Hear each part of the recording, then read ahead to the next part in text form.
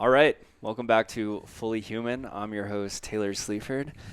And we have the man, the myth, the legend, Tyler Kallasy? You did it. Damn, I was like, shit, I don't even know how to say his last name. What's up, brother? How you doing? I'm doing good. I'm awake. I feel had a good morning, a little workout, a little overnight oats, and You already worked out? I did. Savage. Yeah. It's 8:22. Normally, I'm still in the middle of my hour-long morning routine by now. Yeah, I don't have much of a cool routine, like people have they do this and that and they're like writing. We get up around 4:15 and we go to the gym most days. And then I make breakfast while my fiance Courtney gets ready for work, and then she goes to work. And I stay home and work. Nice. This is interesting. First of all, I had no idea what we were going to talk about today. So I love that we already got some juice going. I just knew we were going to have a good conversation. And I was telling you before a little bit about starting my podcast, taking a break. Now I'm back on it. And the one thing I didn't share is I just got in this space of trying to grow the podcast, to grow my business and make money. And I didn't even enjoy the conversations. And I was trying to get the right guest or have them say the right thing. And now I'm just having people on I want to talk to. So that's why you're here. Well, good. I'm glad you want to talk to me. I kind of assumed it was going to be more of a flowy, just kind of going with the flow vibes type of don't worry. conversation. I've got some ideas. I knew that too. But if yeah. I could get some tears, then that would be ideal. For you just look into the camera. Challenge accepted. Yeah. So interesting morning routine. I've been having this debate. I imagine you're a Alex Hormozy guy. Yeah. In some capacity. Yeah. And to be honest, the more that I follow him, the more that I don't know that I dislike him. I like the guy. I think he's good, but you know what? What's actually true is I worry about the people that are listening to him, who are just following everything he says, and I think that he's a genius, to be honest. I think he's a modern day Albert Einstein, but he is very clear on what he wants in the life he wants to live. And I think a lot of people see the dollar amount or the success, but they also don't realize maybe the lifestyle that comes with that. You like the grind, you're saying? The grind, or even like I can speak for myself. If they were like, Taylor, you could be a billionaire tomorrow, but you have to live his life. You have to work all day, basically be consumed by business. He's putting family aside. Yeah. Which is his choice. And so I respect that that's what he wants. And I believe that I don't know. I think he enjoys his life. I'd be curious to see 30 years from now. What he would say. Just if anything's changed. Yeah. But part of that is there was a post he made this week that's people who don't have morning routines make more money. He's been on that a little bit. Yeah. For a little while. Yeah. And I understand where he's coming from. And I think that everything he's teaching, aside from the morning routine thing, right? How to grow a business, how to make sales, it's all quite literally coming from stuff that he did. So I don't think he's wrong by just continuing to teach about more stuff that he did. And within that, the people that are listening to him are going to do a fraction of what he says to do. Most people. And this is how I think about David Goggins, right? I went through the David Goggins phase. I was very much so not into him because of how powerful and just how blunt he is. And then I read one book and I was like, holy crap, this is great. I read the next book, listened to the second book on audio while I was running. I was also in mid-training for a marathon, so it was perfect timing for Goggins. But I do also worry about people who listen to him from a musculoskeletal physiology standpoint, ignoring aches and pains and kind of pushing through. But Alex Hormozy, Goggins, probably other people in this category, I think what's going to happen, and maybe these guys are assuming, most people are going to adopt 30% of what they're saying, and it's going to make them as successful or close to as successful as they're hoping for themselves to be. But there is still, I agree, there's some danger to it. What I think Hormozy is doing with the morning routine thing is trying to push back against the pendulum swinging so hard in the direction of people searching for routines to help them be successful, when in reality you just need to do the thing more. I don't know if he's trying to tell people to not do anything as their routine, but he's trying to push people away from thinking that they have to have all of these things to be successful. Now, I do think there is some value in routine. If you get into writing in the morning, great. If you get into meditating in the morning, great.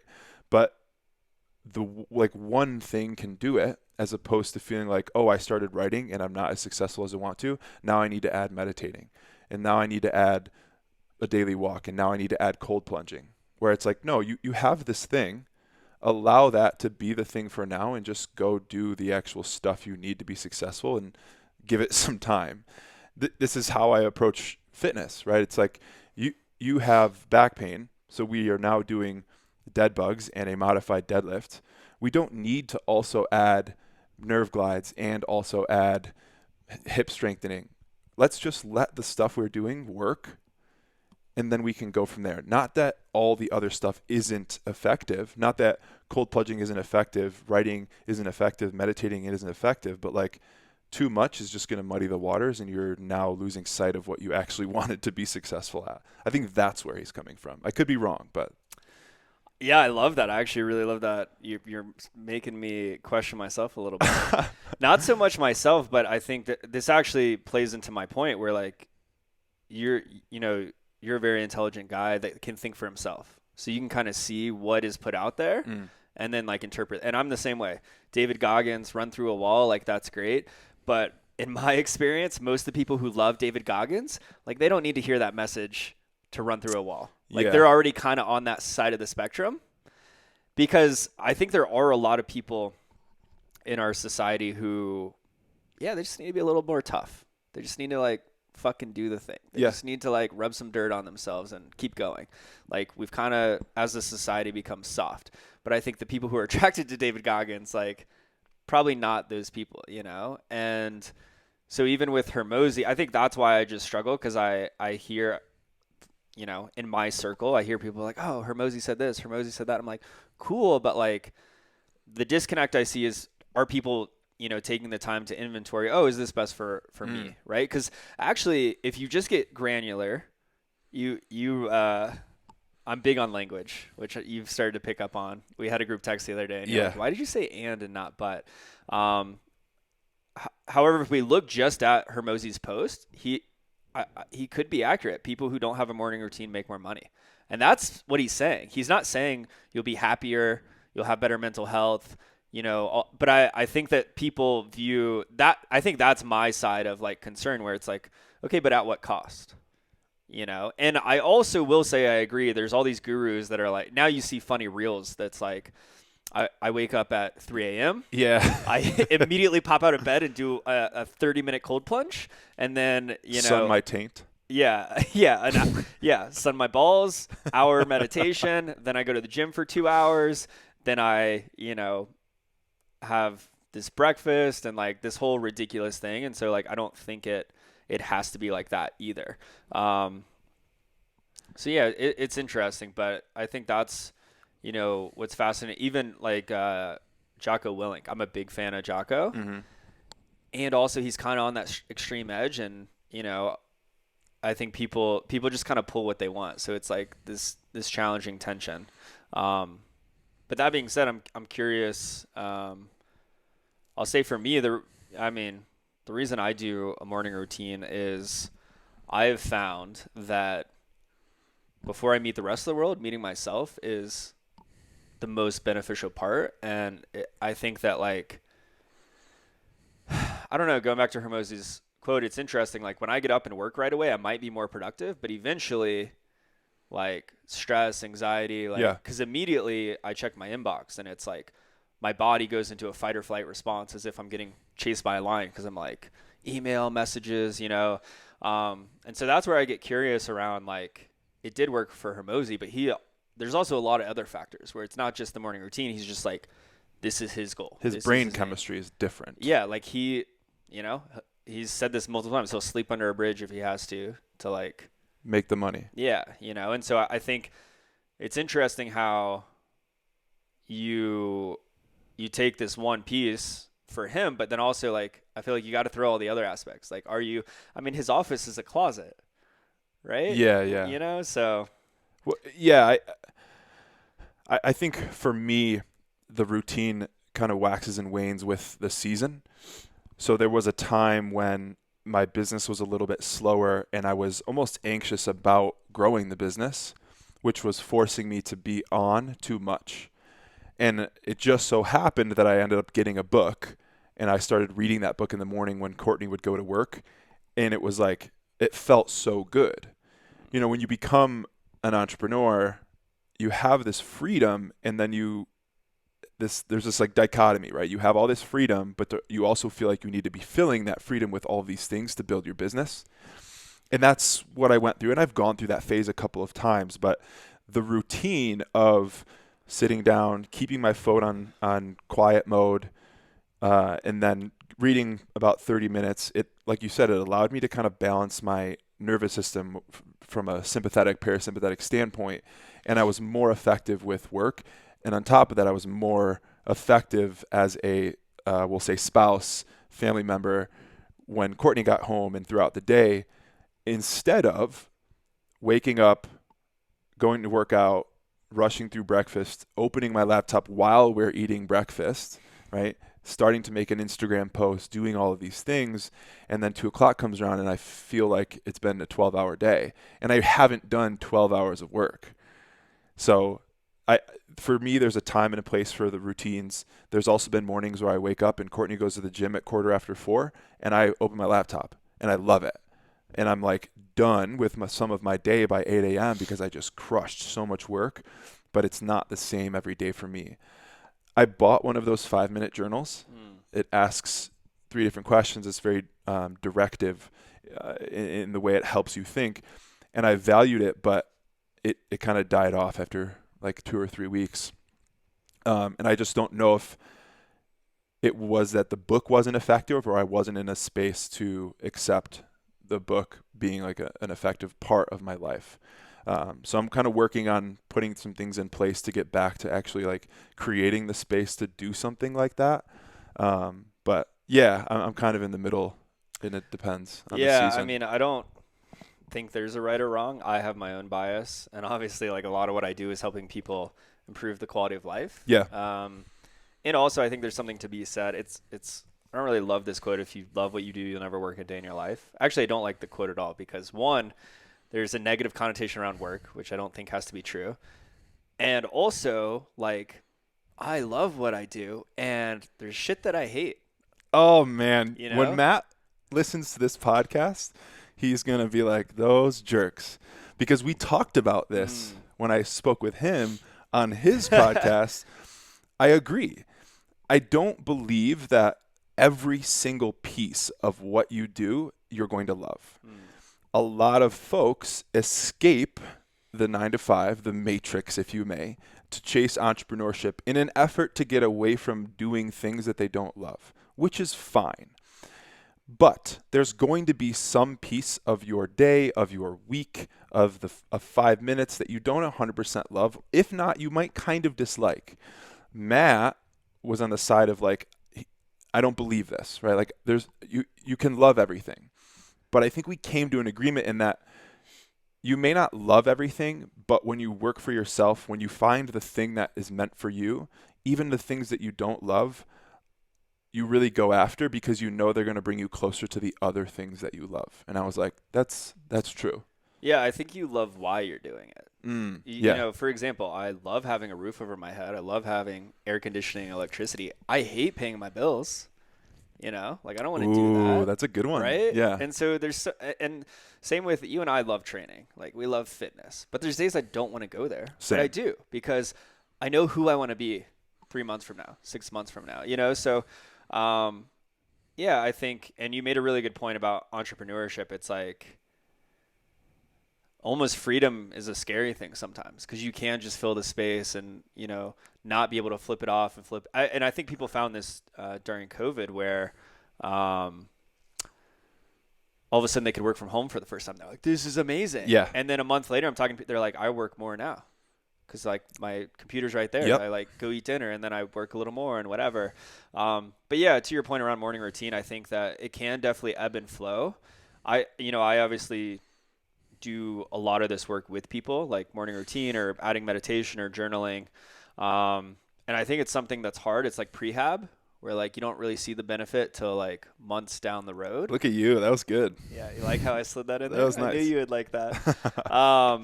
Yeah, and like meditation or breath work, it creates more space, right, in our response. Viktor Frankl says between stimulus and response, there is space, and in that space essentially is our choice.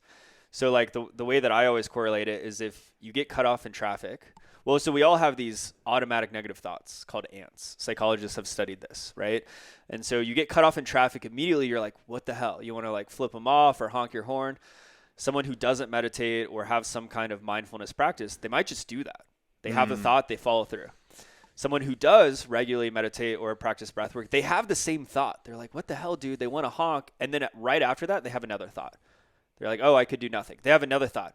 Oh, maybe they're having a tough day. They have another thought. Oh, I could just wave, And so I think that's what that space creates. And so my belief is around like, if you are showing up fully yourself in alignment, like authentically you, I think you'll be more effective when it comes to business and life and relationships. And there's an aspect of what Hormozy says where it's like, if all you're doing is a morning routine all day and meditating and you're not actually reaching out, getting on sales calls, and so it's like, what is the perfect balance? I don't know. And I like what you said where this is even with my clients, like I tell them there's seasons of life. And so it might be a season to like go inward, focus on yourself. And then there might be a season where you're like, okay, I'm going to skip the morning routine. But I think the caveat is like, let's not let this be, a forever thing. It's like being able to check in with yourself. But like the 5-minute journal, I used to have one of those. But I think it's just like anything else. It's like, you got to build a practice, like go to the gym or, whatever. And so, yeah. So much of life can be explained with rehab or strength and conditioning principles. And maybe this is just because this is how my brain works, but like everything you explained to me felt like an accumulation phase or multiple accumulation phases leading into an intensification phase. So meaning we're getting nerdy, folks. Practicing that meditation, practicing that journaling, there's going to be a phase where you're not journaling to be introspective. You're journaling to learn how to journal. You're getting the reps in. You're learning how to write. You're learning how to set up your table. You're learning how to turn your phone on silent mode. And then the journaling can do what it's meant to do. But even before the journaling actually helps you be introspective, it's already helped you be a better person, a better entrepreneur, because you learned these skills and how to set up your life. And the same thing is with training, right? Like accumulation phase is where you do a lot of reps. You accumulate a lot of time under tension, reps, tempo. And a lot of times I have to tell folks who are in pain, like, listen, this squat is not a get strong exercise right now. It's a get good at this exercise. We need to just get good at squatting for 6 weeks, for 10 weeks before we can get strong with squatting. And the same thing goes for warming up. Like you said, some of warming up, you don't actually need it to warm up. Like you could probably be really effective at your job without doing your morning routine, but the morning routine helps to sustain to some degree a lot of the mindset, the practices, the way you approach problems, like you said, throughout life. So it's good to hold on to it. Like I would bet if you stopped doing your morning routine for 3 days, you'd be fine. But the fact that you continue to do it maybe doesn't have an effect on that day. The fact that you're doing clamshells before squats maybe doesn't matter for those squats that day, but it's going to help keep you engaging well with your life. It's going to help keep you engaging well at your glutes for longer, so that you can just continue to be successful and or healthy and or pain-free. I use this explanation a lot when people are resistant to aerobic training. A steady state, you get on a bike and you just hang out. And I'm like, listen, it sucks. I know it sucks.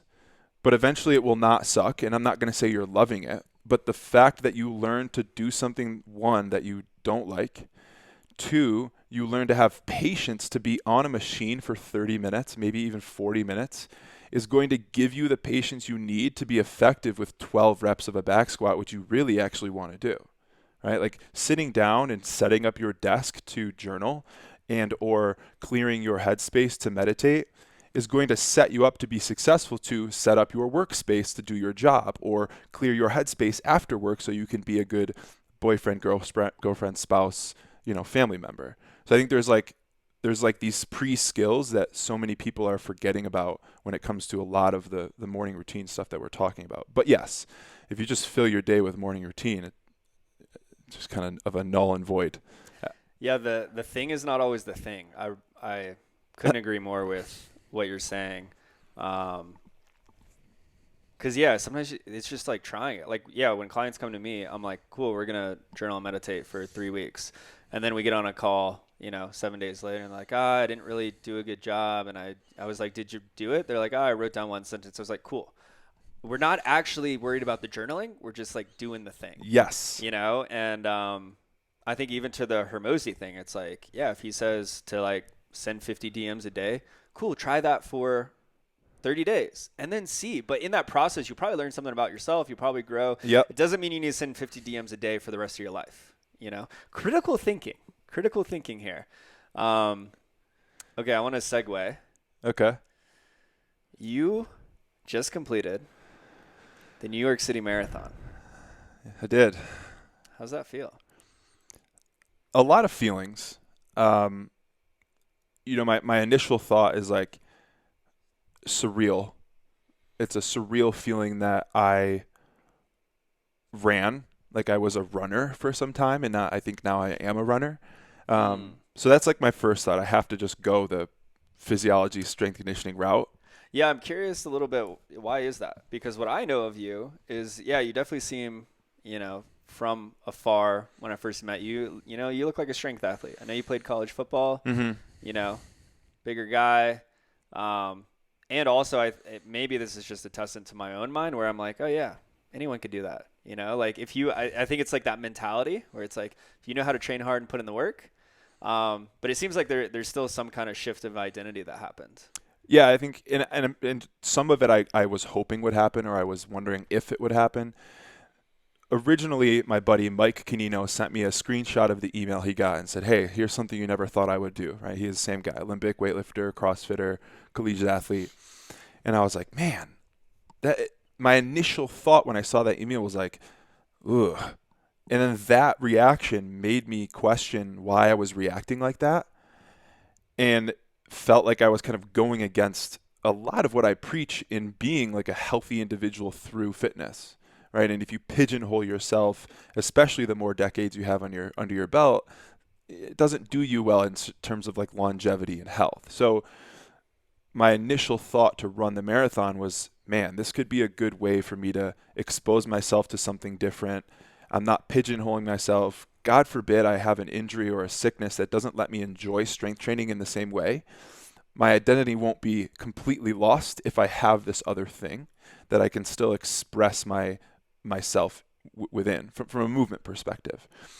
And on top of that, I was like, I've had so many clients that have done endurance endeavors, whether it's a half, whether it's a tri, whether it's a full marathon, and I know how to program for them. I know how to write their training and coach them through it, but I almost don't know 100% because I never felt it. There's something to be said about feeling 50 miles a week while you're also strength training, while you're also being an employee and a family member. And I didn't 100% know what that felt like. So when it came to designing someone's program, it's tough to understand how their training and their rehab fit into that puzzle. So that was a motivator for me. Like, this is going to be great. I'm going to feel what this is so I can be even more effective with folks who run marathons. And then I think the scariness of running a marathon, but also this kind of pride, like, oh, I can do that, was the last piece of the puzzle. This was like phase one of me saying, oh yeah, I want to do it. Did you notice, like, what changed for you becoming a runner, aside from the physical, like, oh yeah, now I can run 26.2 miles, or, I have better cardio? Because I know for me, and a lot of people that I've worked with a background in fitness, it's like you start lifting weights and something changes internally. Mm-hmm. You start building strength, something changes internally. Yeah. And I have my own answer to this of like, I shifted more into endurance the past few years. Mm-hmm. So yeah, I'm just curious, being a strength athlete, power athlete, playing college sports, like a lot of that I'm sure has shaped who you are today. But like, what maybe have you learned, or like how have you shifted, you know, as a person from being an endurance athlete? Yeah, I think two things. One, learning that everything doesn't have to be perfect or doesn't have to match your idea of optimal for you to be able to do the thing. Meaning, there was times when I would want to get up and eat breakfast and have this like hour before I ran, and I just wouldn't because I overslept or whatever, and I just got up and run, and the run was fine. When business started to pick up even more for me, it wasn't ideal that I got up from my laptop, I put my shoes on, I walked outside and turned my headphones on and ran, but I did. And I got better at being okay with suboptimal, per se. If not, I learned that I was expecting too much, and I didn't actually need as much prep time, as much of a good environment for me to be optimal. I thought more was needed for optimal, and it was wrong in my mind. The other thing was being patient with difficult things.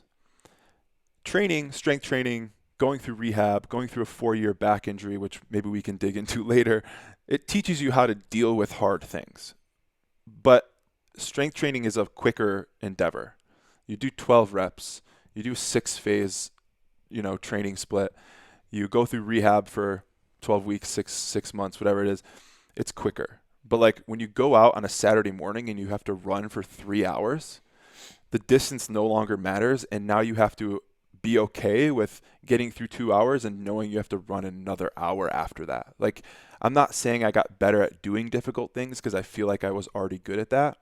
I just got better at being patient for the dopamine after doing the difficult thing. I got better at leaning into doing the difficult thing for longer. And within life, little things started to change. Courtney loves to have the sink clean at night before we go to bed. I don't care. But I didn't care, and it was a difficult thing in my life because I just didn't want to get up and do it. We just sat around for 30 minutes.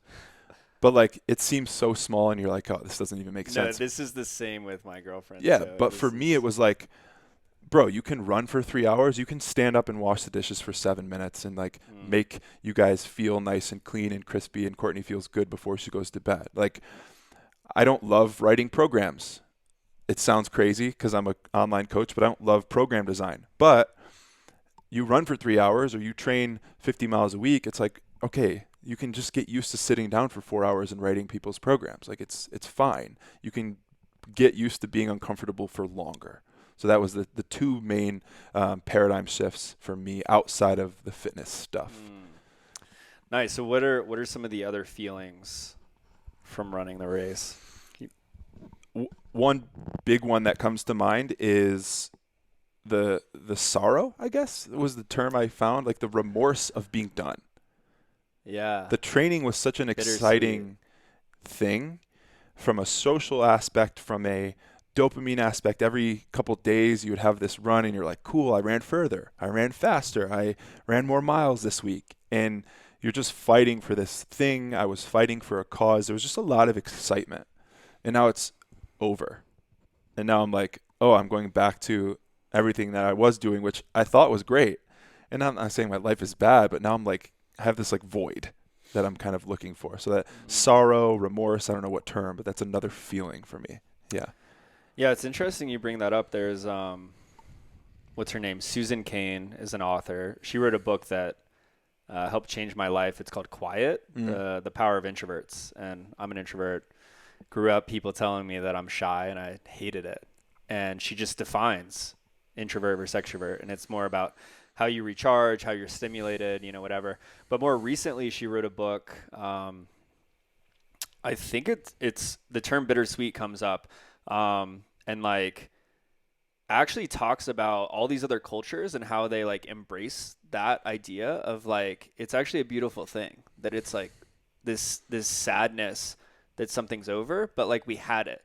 And that's actually like a lot of music and a lot of poetry is around these thoughts. And like it was just interesting to embrace this idea of like sorrow, where it's like, yeah, that's part of life, and part of like having the highest of highs is also having those lows. Yeah. It's like if everything's just good, then it seems to feel stale sometimes. Like I think there's like, in mythology, these Greek gods who are like, oh man, they just get bored because like everything's perfect. They're these gods. They like wish they could be, humans. Oh, and yeah. have like pain and trouble, and then also triumph and beauty. But yeah, it's really interesting you say that because I've felt that a lot too. And I think this is, I really was thinking about this yesterday. I was on a bike ride and I'm training for this 100-mile race. And like lately I just haven't been motivated to run. I'm like, oh man, I kind of miss CrossFit. I just want to like throw the barbell around. I want to like get on some gymnastics rings, like the different stuff, and also like not having to go run for 2 hours. Yeah. But the one thing I will say is like when I don't have a purpose physically, I feel lost. I feel like chaos in my body, like my business doesn't go as well. And that's part of like me committing to this race and cutting back on like lifting and stuff is like just having this purpose where I wake up and I'm like, even when I don't want to do the thing, it's like, cool, I have something to go and do, And what I'm hearing with you is there's a little bit of like, oh, so much of my life was poured into this thing, this big culmination, and I did it. And then it's like, I don't have the next thing yet. Yeah. So I don't know if that feels accurate, but for me, like this week, even though I'm like not really feeling training and I'm like, I don't want to do it, I still feel so much powerful because I'm like working towards something. Yep. Which helps me also stay, disciplined in my business and everything else. And I think this is true not just of training, but like in life. Like if you don't have a purpose, like you're just kind of like floating with the wind, So I think that that makes sense, and that's probably why we're friends. Because it's like as soon as I finish stuff like that, any CrossFit competition I've ever done, I'm like, cool. Okay, what's the next one? Yep. I could do better. You're on Google looking. I could go harder, Yeah. Yeah, so my replacement for that has been this 100-mile race in Zion? Yeah, good one. Sorry. Yeah, Just had to squeeze that in. This phase for me is like learning how to fit running into like my regular day-to-day training setup.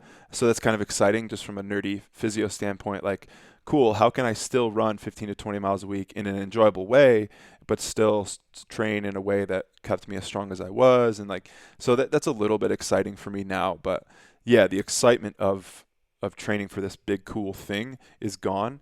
And I think in a good way and in a bad way, social media plays into that as well, right? Like you have that constant ability to share your progress. And as a content creator, or whatever you want to call me / you, #influencer. That's part of what we do. Totally. I've countless people tell me that they're going to try to sign up for New York City next year, or they're going to try to train for a half or train for a marathon, which is great. Yeah, cut that soft talk. There's no trying. Let's fucking do it. Yeah.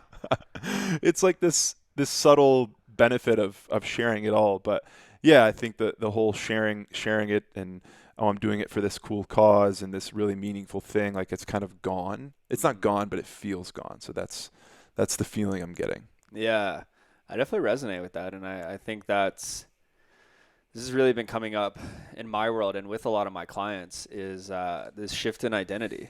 And like, really there's grief around this, grief of like that phase of your life, that season of like, working towards something, accomplishing it.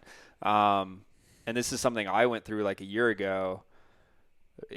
Some people might call it like midlife crisis, quarter life crisis, like this, in the spiritual world, they call it the dark night of the soul. And it doesn't always have to be this huge, big thing, but that was the first time I learned about grief. And I found you might be able to resonate with this.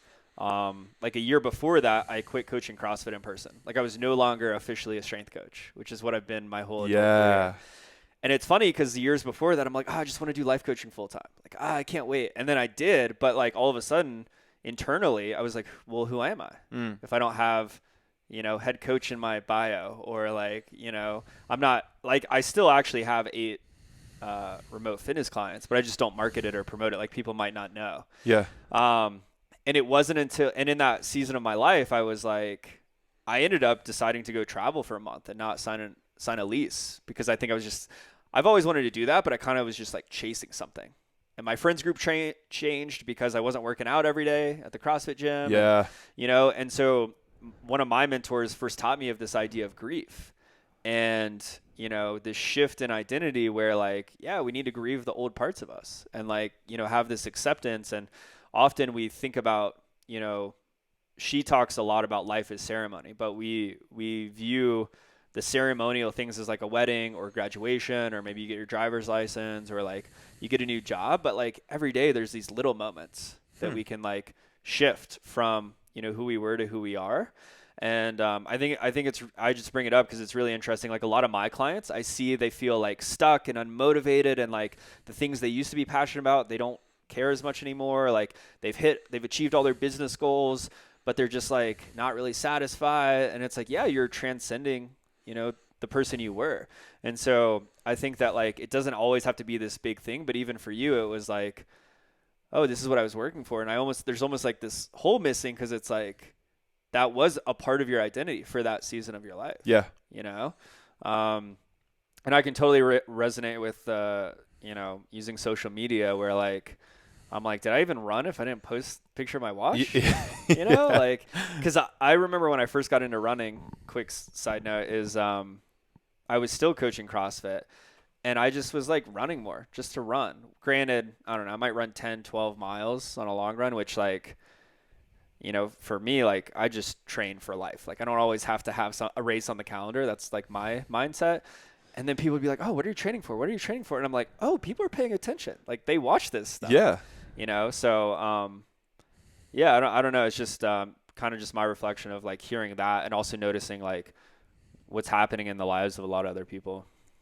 To touch on the people are paying attention thing, I think that this is the good part of the social media part of it, right? Like sharing everything on social media kind of can be a bad thing, because now you're not searching for the enjoyment of the thing. You're searching for the enjoyment of sharing about the thing, right? This whole like dopamine conversation that's big nowadays.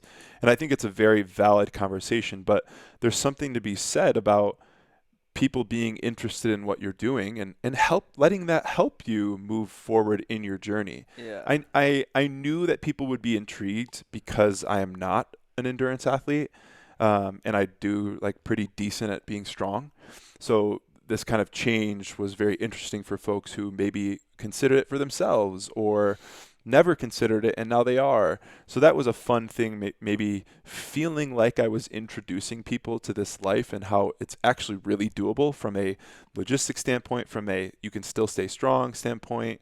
But yeah, I think it can become dangerous quickly, the social part of it. Oh yeah, totally. Okay, so I know another aspect of this marathon is there was some I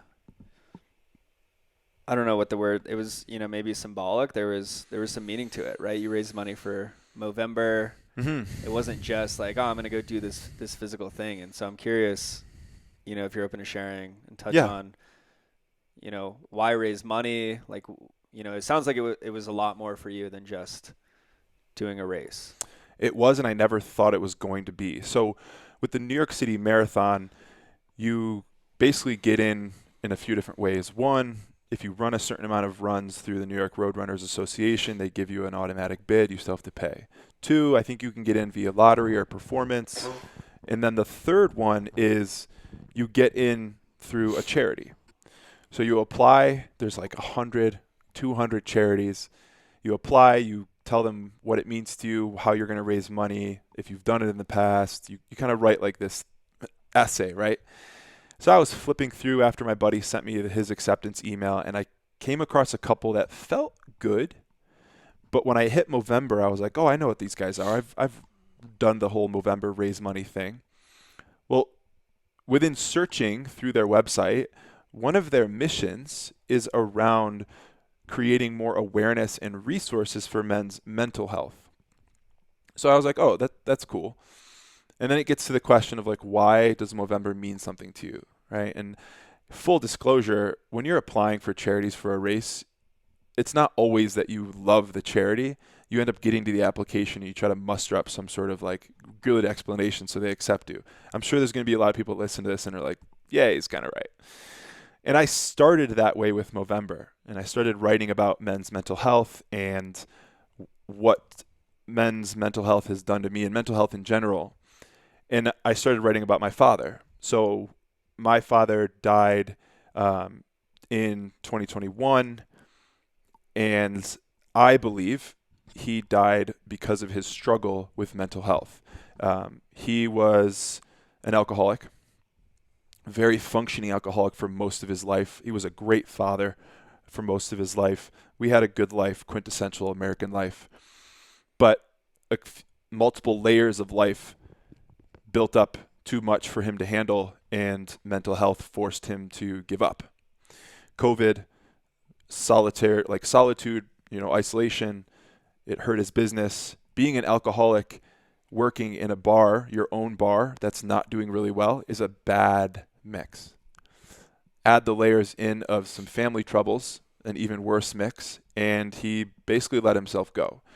So, full disclosure, he didn't take his own life, but in some ways I believe he did, right?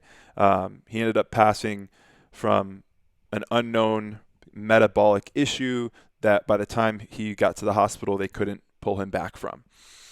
So within applying for Movember to run with Movember, this just kind of exploded in me. When you lose a parent at my age, late 20s, you have this mix of emotions of it's a really sad thing, but I'm an adult and I have life going on and I have to try to move past it. So, I don't know if I ever fully digested my father's death. I think I was really sad. I go through moments where I'm crying by myself, or whatever with Courtney, but I never felt like it was enough. I never felt like I fully mourned. Yeah, grieved it. So I ended up applying for Movember, and as I'm writing these application answers, as I apply and I'm waiting for the answer, I become more and more fired up about mental health, specifically men's mental health. And I realized that maybe part of the problem with my father passing sooner than he should have was my sister, my mother's, my father's lack of understanding for resources and how to address mental health with a family member, with a patriarch, with someone who is above you from a familial hierarchy standpoint. And I think back to a lot of the conversations we had around trying to put his life together again and address issues with him and my mom. And I'm this 25-year-old, 23-year-old kid trying to talk to my dad about fixing things. It doesn't make sense in some ways. And I did what I could. I consider myself a pretty good person in talking with people through issues. But once I saw how much there was in terms of resources and avenues, I realized how little I knew at that moment. And it really motivated me to spread awareness about the resources, but also make men's mental health something that more people are okay with talking about and okay with bringing up in conversation. Yes, on social media, but with their loved ones. So I spent the 7 months of prep using the fundraising as a way to also talk about mental health and men's mental health and make it more accepted to talk about. I spent a lot of time sharing resources on, where you can send a family member if they're struggling with mental health. I spent a lot of time teaching people how to start conversations. And this was really simple stuff. I don't have a psych degree. I'm not going to pretend I do, but I think that's part of the issue is people feel like they need to have all of this knowledge and some sort of credential to help someone work through a mental health issue. When in reality, maybe they just need you as a stepping stone. Maybe they needed you to bring it in front of their face. Maybe they needed you to help them get to someone who actually has credentials. And I felt like I didn't do that well enough. I didn't know how to do that. And I don't want other people to have to go through that. Yeah, it's interesting what you said with not just talking about mental health, but actually having conversations with people. Because I'm kind of noticing in this moment, I'm a men's coach and I have a men's group and stuff like that. And it's we had a call on Tuesday, which is in large part this group. This is my monthly membership. A lot of these guys have been together since January. Mm-hmm. And I'm all right, guys, what's going on? Open the space. And then it's just silence. And I'm so you guys are good. You're now I just kind of cut in. I'm your life is perfect. you know, because there's always the one or two guys who are like open to sharing and going deep. Um, and then after the call, one of the guys who did share sent a message in our Telegram chat and was like, "Hey guys, like I just want to share, like I don't know if this fits, but I used to, you know, struggle to share and feel like I had to have like the perfect statement polished or like know exactly what I'm saying. And, you know, I've kind of learned into just sharing and not really know where I'm going. And Taylor's been able to help me, you know, just by hearing it, or sometimes just sharing, I get more clarity or just get it off or whatever. And then a few more guys were like, "Oh, thank you so much. Like that resonates. Like I struggle with that too." And so I bring that up to say that like even guys who are like doing the work and in this group, like we still struggle. And I think that you see a lot of this stuff with like, oh, men's mental health, like people might repost something or like, you know, mental health awareness, men's mental health month, you know, whatever. But it could be as simple as like you're saying of like, you know, when we hang out, it's like, "Hey, how you doing?" It's like, "Oh, I'm all right." It's like, "Okay, what, like really? Really?" Like I Yeah. can tell, you know? And so I think it's cool to hear that like this process has started with you. 'Cause like that's something, you know, part of the reason I think we're friends is, yeah, we like there's depth, you know, it's not just Yeah. like we can bro out about fitness or the gym or training, but it's also like, yeah, what's important to you? Like what's real? And it's like, I just want to bring that up to say that like whether it's men's mental health or anyone's, like it could be that simple of just like, "Hey, how are you doing?" It's like, "Oh, I'm good." It's like, okay, like what's good? Or like, but really, you know? So yeah, I just appreciate that perspective. Yeah. I think a lot of people assume that you have to go, like you said, very polished. You have to go a lot deeper in order to start this mental health conversation. And I also think that people assume these conversations aren't needed unless someone is like noticeably considering ending their life.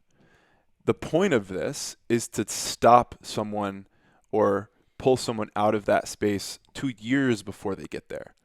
Or maybe even they never would have gotten there, but they're just going to end up having a bad 3 months, and you're just helping them not go as deep into that space as they maybe would have if you hadn't brought it up.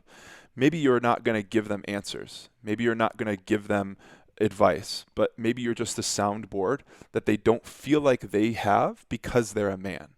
This is going to maybe be controversial for some people, and I know it's not for you, but like there's something to be said about being a male, a man in society.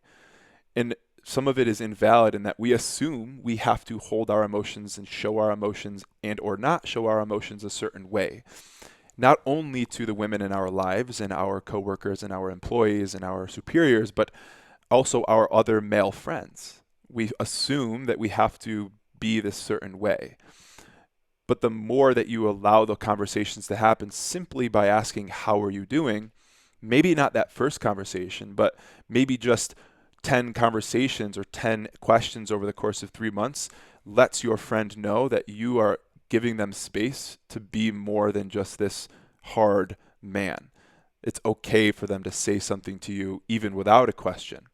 And that's something that my father didn't feel. You know, I don't think he felt that other than maybe a few specific women, the matriarchs in our family, his mother, who was gone, and his older sister, who he didn't see a lot.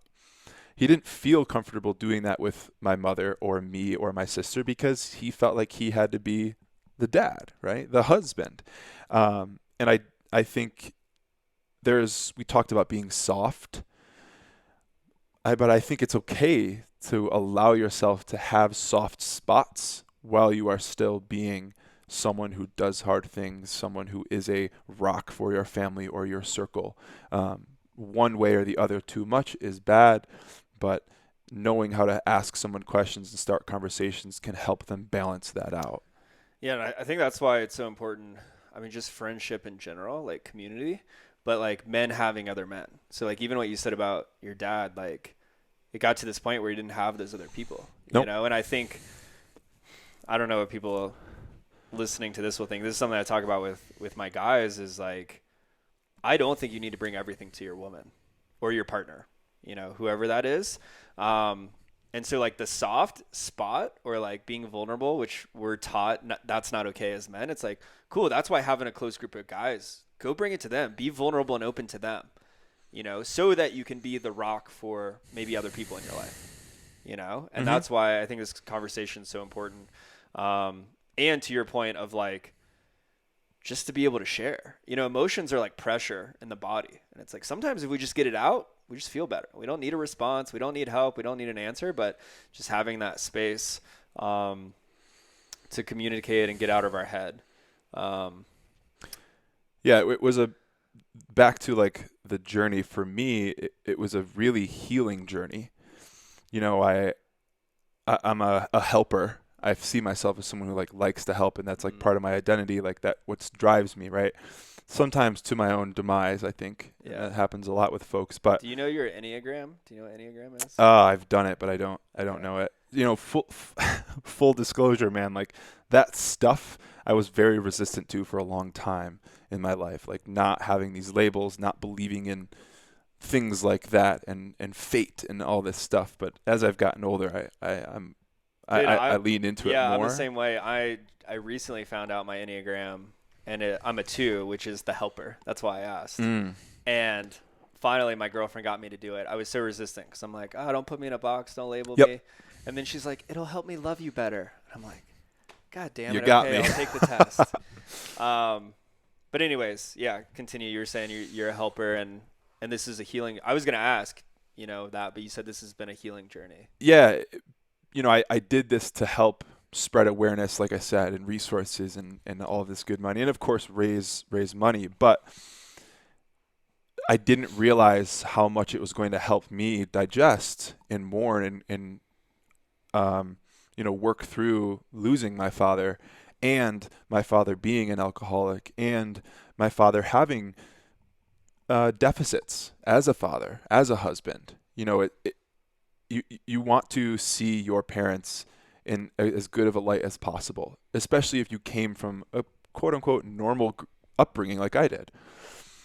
So even in light of having someone who struggled so much, when someone initially dies, you know how it goes. People are like, oh, he was such a compassionate person. His smile, and all that stuff is great, but you need to allow yourself to recognize the other things if they were there. Yeah. You don't have to look for the bad, but if there was bad, you have to let yourself recognize it for 2 reasons.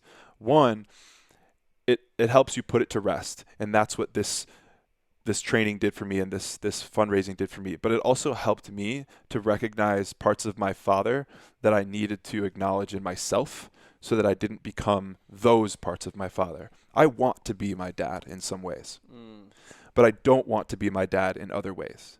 And talking about him, talking about those things he struggled with, have helped me to see those parts in me so that I can, yes, look for the resources sooner. I can be introspective and address myself and be good with myself sooner than later. So it was an incredibly healing journey in that way as well. Yeah, did that surprise you, the healing aspect of it? Because it sounds like you kind of fumbled into, oh yeah, Movember, cool. Oh shit, stuff is coming up for me now about my dad and relationship. And I know you didn't say on this podcast, but like you were sober for the training of this. Yeah. It did surprise me a little bit. I think I knew it was coming, and I think doing the Movember thing was my way of like welcoming it to happen instead of feeling like it was forced speaking with someone. And I think I still need to, but that was a stepping stone for me to feel better about maybe going and talking to a therapist regularly to help dig a little bit deeper and address some inner stuff. But it was definitely surprising, but I'm incredibly grateful for the stuff that I've learned. It's already made me a better, we'll say, fiance or husband. It's already made me a better coach, guider with my own clients.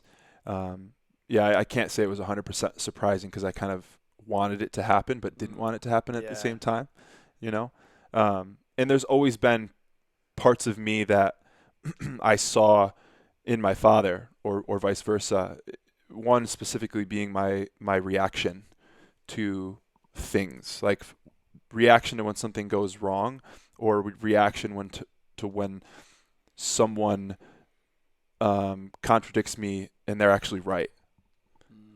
If someone proves me wrong or something like that, he reacted poorly, and I do that sometimes as well. So just talking about all the other stuff has helped me to acknowledge some of those things that I always have and actually try to address them so it doesn't become a bad thing for me, from a relationship standpoint.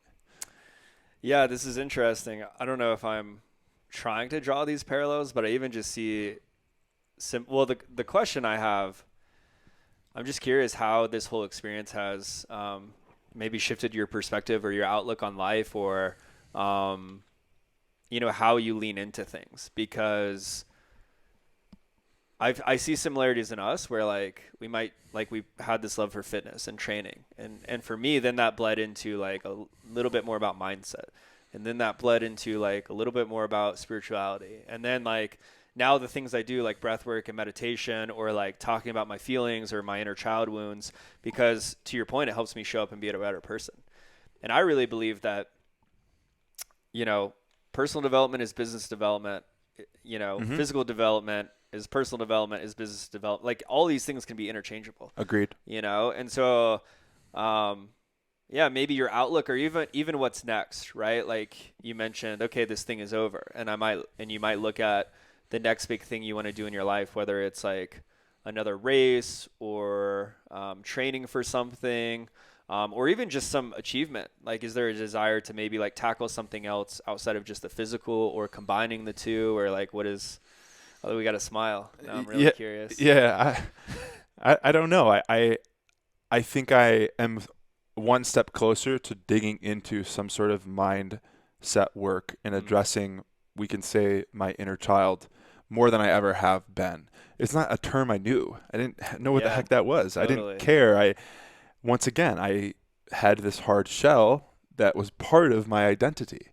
And it still is to some degree, but now I'm seeing how much of my father was just him as a kid, which is a really hard thing to see your father as a kid. First of all, it's hard to see your parents as a regular human being, right? Once you get older, you guys are more parallel, you're more equal, and you can see them for more than just they're my dad. They're the person who teaches me things, they provide these things, they're on this pedestal.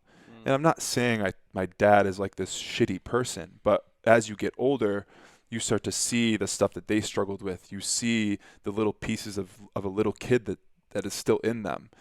And it's making me realize, I'm really intrigued about digging deeper into myself and taking that journey and understanding how to address that. And I guess the main thing that comes to my head is so that I can continue to be a good husband. Like I really, really, really don't want to let the inevitable toxic traits, weaknesses that I have overtake the good stuff. We all have them. Yeah. I want to learn how to channel them, control them, speak about them, let Courtney tell me about them so that we can work through and continue to have this good relationship instead of having resentment that builds up in 5, 10, 15, 20 years, which I think was a very common thing in maybe our parents' generation and before them, because there was this dichotomy that was just accepted. One of them kept their mouth shut. One of them, was winning the bread. It's just they didn't say as much. And that's a big driver for me, is like really leaning into that stuff. I don't know how to word it because it's not my forte, but you're getting me excited here. Yeah. I could go off on so many tangents about this, but it's interesting. I brought up grief earlier, and the last podcast that I recorded is with my coach teacher Olivia, who introduced me essentially to inner child work. And it was always this term that I heard, and I'm like, I don't have any inner child wounds. Like on paper, I had this great childhood, like, whatever. And then it's like, it's really this idea of like, you don't know what you don't know. And now it's like, we all have inner child wounds. Yeah. And like what you said about your dad, like, I mean, even, he learned to operate from his dad, who learned from his dad. And now you have an opportunity to, break this generational way of being, or like trauma. And essentially, it's not, I mean, even if you have the best parents in the world who are the most conscious, they could be therapists. And it's like, they're still going to like wound you because as a kid, you can't make sense of the world around you. Yeah. you know? And so you internalize, and we create these safety mechanisms. And to your point, then it just becomes the conditioning. It's like putting on glasses and you're on autopilot and you just show up in this world and you don't know it. And then as we start to dig deeper and we notice like, oh, I'm reactive about this thing, or I'm avoidant because of what happened in my childhood. And now I can choose something different. I can choose to be different. Yes. Yes. So yeah, it's cool to hear that. That's because, man, I'm like, I think partly too, this is why, like, you know, I really feel a connection with you is because we came from like a similar world. And like what I struggle with is like, I very much can be in the woo and the spiritual and like inner child work and whatever. But I also, people in that space, I think you said this maybe the last time we hung out, is like, they can't get the side of just like training hard and broing out and like, you know, and so it's like finding this divergence of like people you want to be around and also having depth. Yeah. You know, it's so fun, really. Have you ever heard, do you know who Noah Kahan is? I know the name, He's like a singer-songwriter. Okay, yeah. Musician. Americana type stuff. There's a line in one of his songs, and it goes, "I'm still mad at my parents for what their parents did to them." And I can't get it out of my head. Yeah. I'm not mad at my parents, but I don't know, the analogy, the way he said it, for someone to come up with something like that, it has to tell you how much he truly feels and understands the dichotomy of what is passed down from generation to generation. Like I can't even explain what he said, but when you hear it, you know it, especially if you have acknowledged some of the stuff that's been passed down to you. Well, and that's what's crazy about this inner child work is like it's like at the nervous system level, right? So like maybe you have a wound around like criticism from, you know, a parent growing up. And then let's say it's your mother, and then you're in relationship with another woman and she says something to you, and then all of a sudden you overreact and you get defensive because it's that wound of criticism. But really she's just like, oh, hey, like, I think this would be a good idea. What's happening as a 30, 40, 50-year-old man is your nervous system is going back to that 7-year-old. I have this exact. The criticism? Yeah. And she'll be right often. Yeah. She's like, oh, you know, it's in the other drawer. And my brain initially goes to like trying to still argue that I'm right and prove her wrong and be like, all right, well, it's not usually there. And like, I know it's usually there. Right. Like because the wound is something along the lines of like, you're not loved. Yeah. You know, that's what's deeper. But what's fascinating is it's an amygdala hijack. Like at the nervous system level, like your thought level, you start reacting like a 7-year-old. Yes. You know, and it's like, and so that's the power of this work is like all of a sudden, you know, Carl Jung said it. Until you make the unconscious conscious, it'll direct your life and you'll call it fate.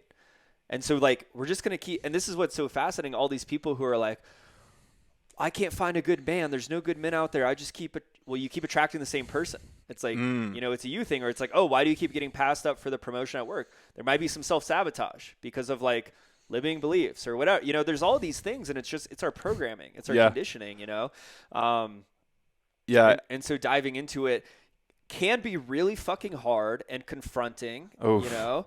And I think especially in a relationship, like this is part of how I got deep into this stuff is like, when you get into a relationship, it's like my stuff comes up and my partner's stuff comes up. And then we're like two kids playing it out, you know, and unless we can like talk about it and move through it and we choose to like, you know, understand each other and support each other, it's like we're just going to keep clashing, you know? But yeah, that quote or those song lyrics are really, really powerful because it's like, I think, you know, especially like our parents' generations or even our grandparents is like, they didn't pause to think or ask or like, you know, get curious. And also at the same time, I can have so much more compassion. Like now I can see things, you know, my parents where I'm like, oh, like I remember grandpa and I know how he was. Yep. And I can see, you know, and I think as a whole, like the more you do the inner work, you know, you can start to have more compassion for other people just in the day to day. Yeah. The first thing that ever introduced me to this world, if you may, is the 5 love languages. Yeah. Wait, now you got to say yours. What are they? Yeah, mine is, so I used to think mine was like receiving things and giving Gifts. things. Yeah. Uh, and I think still is to some degree. That's my giving language. Yeah. That's how I give love a lot, is like doing things for people, Oh, okay. So like acts of service. acts of service. Yeah. And but I've realized, there's been maybe some shifts or some things I wasn't allowing myself to enjoy, which was like touch and words of affirmation. Because of growing up, it's sometimes it's literally hard for me to like do lovey things. It like hurts me. I enjoy it. I do love, but it like saying it makes me feel vulnerable. So as I've grown up and allowing that, I've realized like, man, I actually want Courtney to like touch me more. When we first started dating, she'd like put her foot on my foot sitting across the table, and it drove me fucking bonkers. I'm like, get your foot off me. Like I couldn't, but I knew that's like she liked it. And as we've gone through our relationship more and more, I'm like, I kind of want her to do that, And but beyond that was when the book talked about the love languages of people outside of just your intimate relationships. And it blew my mind. And I was like, holy crap, someone can grow up from 0 to 18 receiving love from their parents in a way that they don't want to be receiving love, but innocently their parents only know how to give love that way. So it's just crazy. We could talk about wounds and inner child stuff all the time, but you have to realize like a lot of the stuff that's happened, your parents didn't do it on purpose. Totally. Well, and so that's the thing. When I was talking to Olivia, it's like, she's like, I don't know if all of us have inner child wounds. I'm like, no, I think we all do. And we ended up agreeing on it because it's like, if your parents were so loving and supportive and like put you first, you're going to be like, what the hell? I wish you would have like prioritized your career or like done more for yourself and been more independent. And then if they're not around, you're like, what the hell? You didn't care about me. Like either way. And that's just because our brain is not developed. But so this is one of the most fascinating things I've learned from one of my mentors, to your point around like receiving love. So I struggled with this for a long time of like, I didn't realize that until, being in a relationship with Amelia, where like I'm such a giver and like the helper, like you were talking about, that like actually receiving is really challenging for me. So for my birthday last year, she gave me this box. It's over there. And it's like 30 coupons of like free massage, cook dinner for you. Those are great. Like, whatever, which is all great. But the thing is, it was so confronting because I have to ask. Oh, she got you. To give her the coupon. She's like, oh, wow, I didn't realize that I was actually like, this is like a personal growth gift. Because it's such a challenge for me to be like, hey, like, would you do this for me? But what I was going to share with my mentor is what's so funny about our conditioning or programming is the thing we often desire so much, we actually push away. So like programming, conditioning, wounds, like I have one that is around like, not being loved, or I'm not lovable, or I'm not, worthy. Right. So the thing I desire, and a lot of this is subconscious for most of my life. Like, I had no idea. Right. But like in relationship, like I just want to be loved. I want to, be in a long-term relationship. So the thing that I so desire, because my ego doesn't actually believe that I can have it, I manifest that I can't have it. And so what that could look like is I could get in a perfect relationship. Everything's going great. And then I create these unrealistic expectations subconsciously.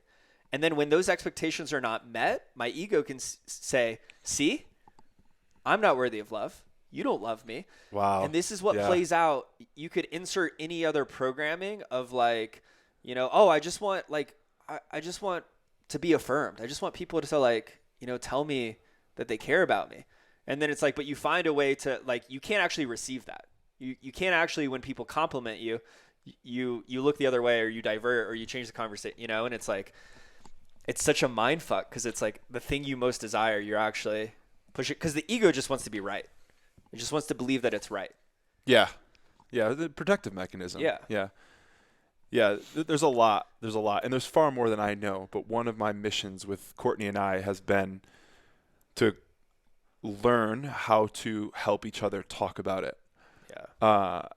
I've told this to people before, but one of the things that I worked through with Courtney was like, I don't know just means no now. Because, she says, I don't know a lot. And was something that I needed to first acknowledge that just frustrated me, and maybe it was wrong because maybe she really doesn't know. So like, grow up, dude. Like, it's okay if she says I don't know.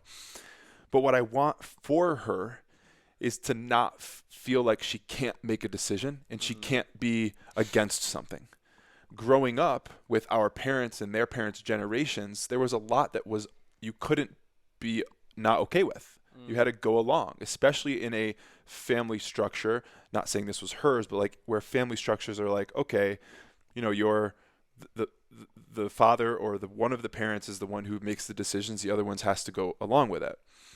So I eventually I was like, hey, babe, listen, like if you say I don't know, it's just going to mean no. Because I want you to feel like you can say no. So if saying I don't know gets you used to telling me no, that's great. Not just should we have chicken for dinner, yes or no, but like if you are okay with something I'm doing, I want you to feel like you can tell me you're not okay with it. And sometimes that's just starting with learning how to just tell me, no, you don't want to go with me, or no, you don't want to do this thing. I want you to feel good about standing your ground. And that starts with maybe it starts, I don't know, with just not saying I don't know to everything. But within that, I had to learn to frame my questions differently and give her the space to feel like she could say no. You know, there's two parts here. So like I said, it's far more complex than I understand, but it's been really exciting for me. Like, I love it. I'm like, okay, let's do this, right? Like today, this is her third day of work. She's working 6 days this week, or 6 days. Normally works 4 tens. So her third day this week, fourth day this week, and she left the house quiet. She was like, bye, said goodbye to the dogs. My face was already in the computer. And like, she didn't turn her face when she was walking towards the door. And I was like, wait, turn around. Like, you know, right? She turned around and like, she was teary-eyed. And I'm like, hold on a second. Come inside. I want you to get through this before you go to work and carry it forward. 1, because I don't want you to have this kind of day. 2, I want to make sure it's nothing between us. If it is, let's talk about it or set a time to talk about it later. But 3, I don't want you to feel like you have to hide this. I want you to look at me and give me what you are feeling so I can help feel it with you, instead of you feeling like ashamed for feeling upset. And it makes her upset more often. She often gets upset for being upset. I'm like, why are you crying? Oh, I'm upset about this. I'm like, are you crying because you're upset about the thing, or are you crying because you're upset about being upset? You know? So we kind of went on a tangent there, but I think a lot of the skill that I learned about dealing with feelings through this marathon training has made me even more excited and motivated to deal with feelings in other areas of life. One of the areas that is so important to me is my relationship. Yeah, I mean, I think that's the biggest opportunity for growth. Is I actually view relationships as a container for healing. And without knowing anything about Courtney, immediately you sharing that, I'm like, oh yeah, there was probably something in her childhood or at school or growing up that like crying wasn't okay. Or who knows? Or she right? felt like a burden. Right. And so now it's an opportunity to like, it doesn't have to be that way, you know? And I love that story because there was something similar with my partner where she feels like a burden, like asking for things sometimes. And then she also has struggled with people not standing up for themselves. So she kind of is like, I don't want you to self-abandon. Like if you don't have capacity or can't help, I don't want you to say yes just because I asked. And so I started picking up on this where she might be like, oh, so I have a workshop in Denver on Wednesday night, you know, whatever. And I'm like, oh, like, could you just ask if you want to stay over because it's closer to your workshop? And she's like, oh, yeah. And it's hard for her. It's confronting. It's like to ask. And I'm like, oh, yeah, I would love for you to come stay over, you know? But I'm like pushing her edge to be like, hey, can you just ask for what you want? Instead of like, she's like, oh, yeah, like you're not in my head. But there's some level of like that conditioning where it's like maybe being afraid of like being met with, you know, something else, or like, you know, me, you know, self-abandoning myself where like, I'm like, no, like I'm an adult. Let me you know, make my choices if I have a busy night or, you know, something like that. And but yeah, to your point, like it's exciting because when we do move through that, and she helps me with, my stuff, it's like there's more intimacy, there's more connection, there's more depth, and it allows both of us to just like be more full version of ourselves. Yeah, yeah. Yeah, the question thing is interesting. I have a tough time being asked to do something. Like Say more. if Courtney asks me to do something, I'm almost like less motivated to do it. Not that I don't want to. Relative to if I know she's coming home, I'm like excited to get the laundry done so that she comes home and she has like this nice folded pile of laundry. It's almost like I want that to be the situation more than I want her to ask me. And it frustrated me when she would say something like to the dogs, like, "Oh, you guys hungry?" And it's like, do you want me to feed the dogs? Just ask me. And it's like, no, maybe she has, trouble around asking. It's okay. Let her have that. Maybe you have an issue with being asked to do something, dude. Like, maybe that's where your frustration's coming from. Also, just in hearing this, I'm like, is she just asking the dogs if they're hungry? And you're like, what the hell? Like that could be you think I didn't feed the dogs? Like, and that's it's just so fun when you could be like, it is fun. Is this my stuff? Or but like you have to get past, because we're talking about kind of we're like laughing and joyful, but like it's fucking confronting. This is real stuff. Because Amelia is such a mirror for me, where she'll point out and be like the criticism thing is a thing for me too, and I'll just go into this like, oh, like I can never get it right. I always do this. This is like, I heard my dad right there. Yeah. And then she'll be like, I don't think this is me. I think this is your stuff. And I'll be, this has been a long journey to get here. And then I can be like, yeah, you're right. It's my stuff. Yep. I just got triggered and you were just wanting to help. You had a good idea, and it's really hard. Like, I don't want to be that person, and I don't want to be wrong, if I'm being honest, so it's not always like easy, but I think the more you do it, the more you lean in. And when you can see someone is coming from a place of love, but yeah, and now I can get to the place like, what I just asked you, where like I might be journaling and maybe nothing came up, but I'm like, oh, I noticed I was like a little upset that she sent me that text. And it's like, is that mine or is that hers? It's like, oh, that's me. Cool. That's confronting, but I can kind of like sit with it. I'm leaning heavily into looking for mine for right now. Yeah. Because I want to, I don't want to just always assume, of course, but I want to get myself really familiar with doing this stuff so I can really help her. Yeah. And I don't know if she needs it. That's not something I see like, oh, we got to fix this about her. Yeah. Right. She's great. But I value the potential space we have for each other down the road. Yeah. Everything is great in your first 5-10 years of relationship. There's a lot of fire. There's a lot of like excitement. But I don't want that to be the thing that we rely on. We went through a real slow period, not super roommate-y period, but like she was starting a new job. My business was in a growth phase. We moved to this new place. We were in a place where we were going to live for multiple years now, whereas opposed to moving every 3 months. And things were just kind of quiet. Not bad. Very content. Good, but quiet. And I was considering proposing to her. This is the time. And I actually held off on proposing to her so that the proposal, the engagement, didn't pull us out of that space. I wanted us to learn how to deal and just lean into that space without needing this exciting thing to take us out like the rest of life is. I don't know if it was wrong or right, I think that is huge. That's amazing because, like, man, I've learned so much being in a relationship this past year, but I think what we're taught and like the conditioning around like what is relationship, what should it be, like there isn't this like perfect storybook ending, and like relationships get hard. You don't like your partner sometimes. You like get upset, and like you said, you're like the first 5 to 10 years are great. You have whatever. I'm like, unless maybe it's two coaches in a relationship. I think Amelia and I did it backwards, where it was like we had all the hard conversations, everything. It's better off. Yeah, I mean, yeah, we'll see. But the depth there, and to your point, is like one thing I remember early on, and she's an authentic relating coach. So I've learned just so much from her around communication and connection and the way she asks questions.